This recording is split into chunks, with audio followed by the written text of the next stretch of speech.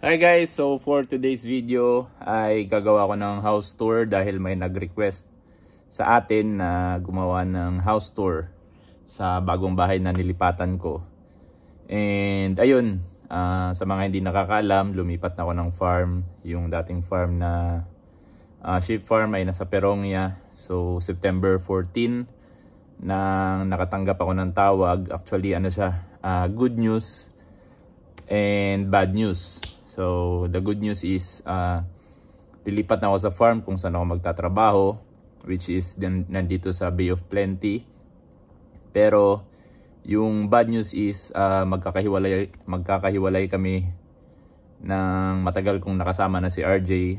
So syempre malungkot din yun dahil from Jensan magkasama kami lumipad puntang Maynila, then Hong Kong magkasama kami hanggang nakarating kami ng Auckland, Hamilton, and dun sa Perongya kung saan kami nag-OJT.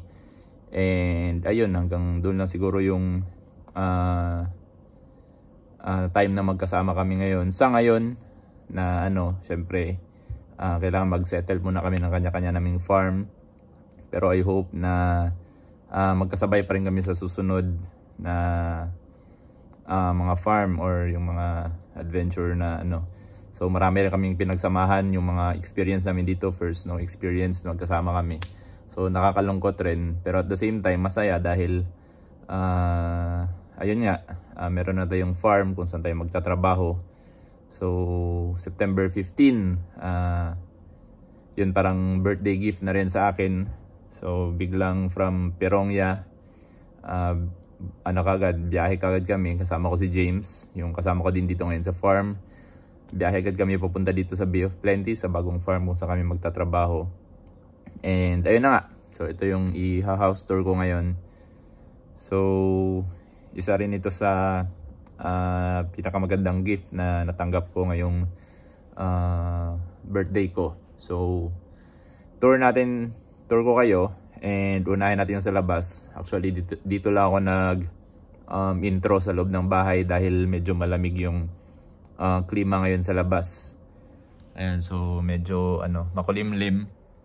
Pero mukhang hindi naman uulan, pero yung hangin and is malamig. So check muna natin yung labas bago natin ikutin yung loob ng bahay. So let's go. Ayan, so ito yung tapat ng bahay namin. Ayan, so yung bahay na yan sa tapat, yung may bangka na yan ay bahay ng aming manager. And ito naman is sa sister-in-law ng aming boss na may-ari ng farm. So yan, may picnic table kami dito.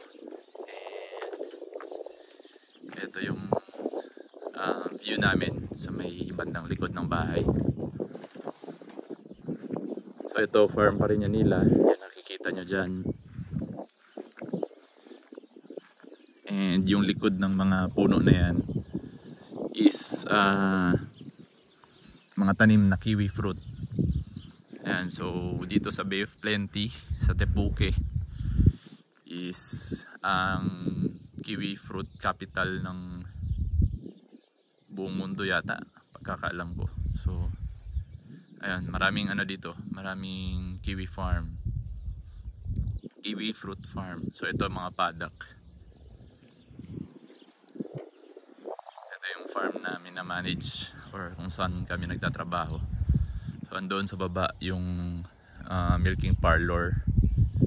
Doon. Ayan. So check natin dito sa harap. Sorry sa boses kasi medyo mahangin and malamig yung hangin ngayon. Ayan, so may kami dito, vegetable garden.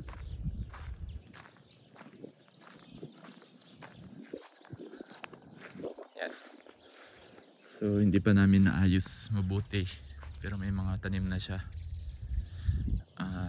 Tawag niyan, basta. So ayan, cabbage, and ito ang alam ko is broccoli. And dito naman is yung garage ng aming quad bike. And dito naman yung itsura ng bahay. bahay namin sa labas. Ayan, so pasok tayo sa loob.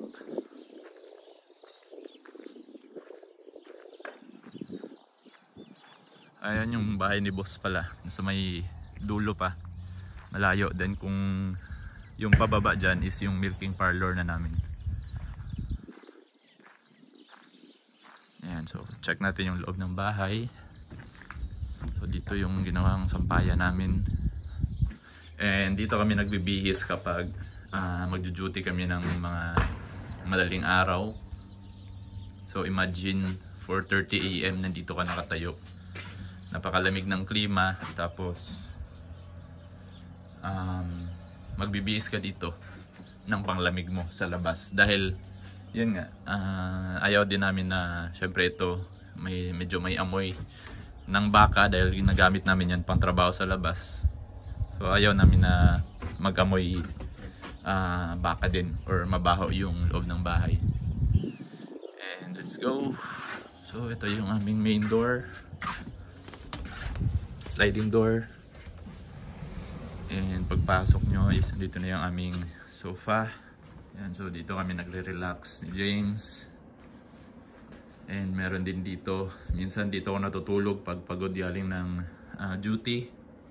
Dahil kapag umaga, yung araw is dito tumatama. So siya parang masarap din matulog dyan na area. Then yung TV namin, and syempre yung heater dahil hindi tayo sanay sa klima dito na malamig. So yan, provided nila boss. And ito naman yung buong kitchen namin. Ayan, so dito tayo sa kitchen. Ayan, so may pangpainit kami ng tubig. Ito rice cooker. Pagdating namin, ito yung kumbaga nag-alala kami dahil baka walang rice cooker dito sa bahay. Pero naka-provide pala sila boss, or nakabili na sila dahil alam nung asawa niya na Asians yung titira dito sa bahay.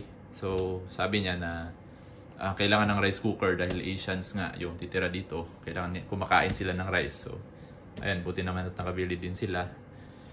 And yun, first night namin dito, or first dinner namin, rice kaagad. And yun, may mga bread toaster kami.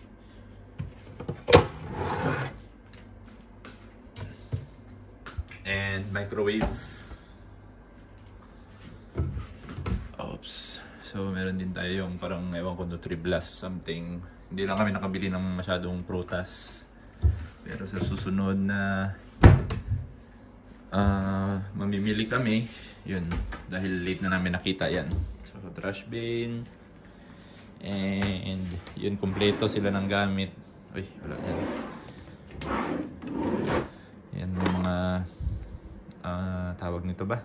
Measuring cups, pang bake, ang laman. Yan, so mga baking stuff andito lahat. So pwede kaming mag-bake. And dito naman yung aming sink. So yun, wok pang luto. So ito yung view ng sink, yung tapat ng bahay. And dito naman yung lutuan namin, yung mismong lutuan. And ito yung aming dishwashing.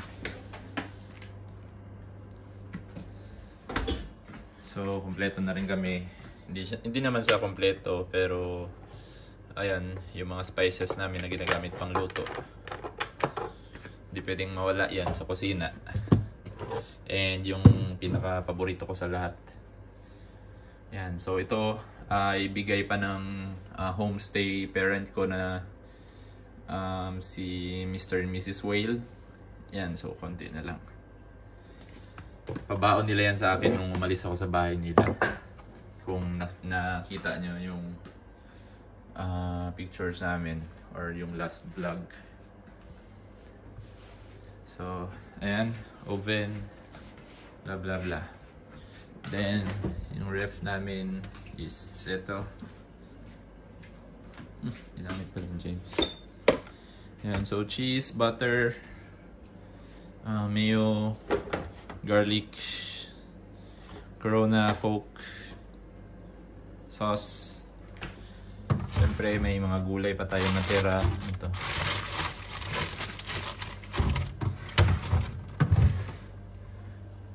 So kailangan na namin bumili ng mga bagong gulay. Spinach and leftovers. And yung nasa baba is yung mga karne.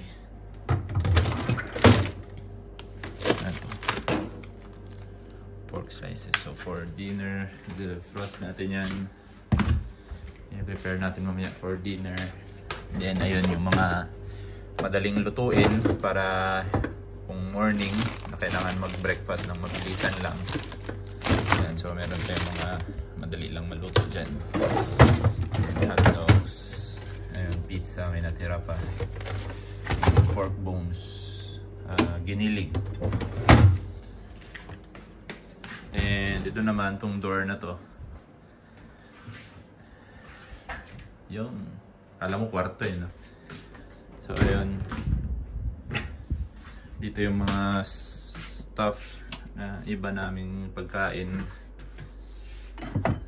Ayan, sesame oil, oyster sauce. Ito yung pinamili namin sa Pinoy store no isang araw. Then crispy fry, chunks, noodles. Pero ano lang yan, reserve lang yan. Then bread. Ito galing Pinas pa to yun. Skyflakes. Baon pa sa airport. Then ayun, KitKat galing kay Maki. Thank you Mac. Paubos na yung supply ko. 2 KitKat na lang. Baka naman. And yun, tinapay. And chips. And so yung egg ay paubos na. Mahal kasi yung egg dito guys. Ayan, so may 2 na lang kami na kailangan na bumili. Siyempre hindi mawawala yung rice. Yan, and choco powder, coffee, sugar, yung isa pang rice. So yan, check natin yung room. Tapos na tayo sa kitchen. Ay, sa banyo muna tayo, sa banyo. Ayan, so ito yung aming, dito kami nag-chill. So ito, room ni James. Ito naman sa right yung aking kwarto. Then ito is stock room lang. So extra towels, and blankets. Then yung vacuum. Then ito naman yung aming banyo. And so nandito rin yung aming washing machine.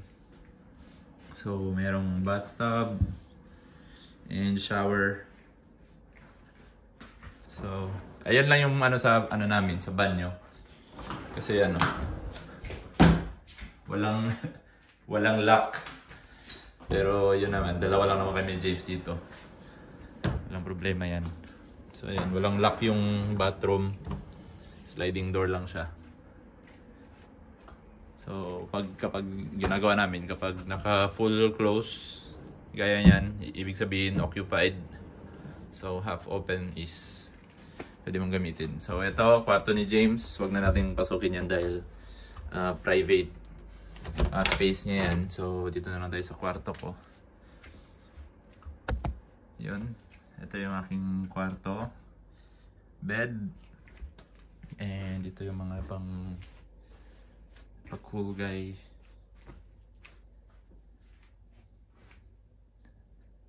Ayan. So ito yung view. Yung pinakita kong view sa inyo kanina sa likod. Yan, so ito yung view ng window ko dito sa kwarto. Andyan yung sinabi ko kanina na kiwi fruit farm. Then nandito yung aking mini altar and family pictures. Yan, so ito naman yung aking cabinet. Maleta, pants, shorts, stuff. And yan. Shoes. Ayan, so kita nyo yung shoes ko. Yan lang. dahil hindi naman talaga ako masyado nagsasapatos dito. And yun nga, sayang lang yung sapatos ko hindi magagamit. And ito yung mga pang-alis ko na shirt na hindi ko nagagamit dahil hirap mag t-shirt din dito.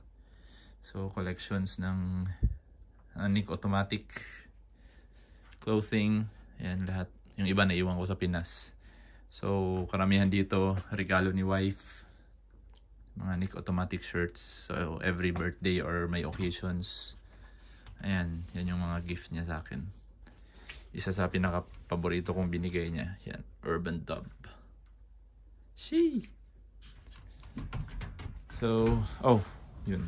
So may kortina pa tayo dito, and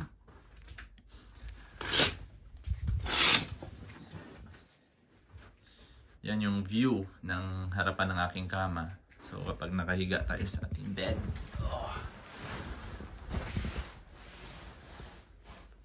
yung paa. So ayan yung view sa harap, and ito naman yung sa side. So yun, kita-kits sa mga next videos, and ciao, bye.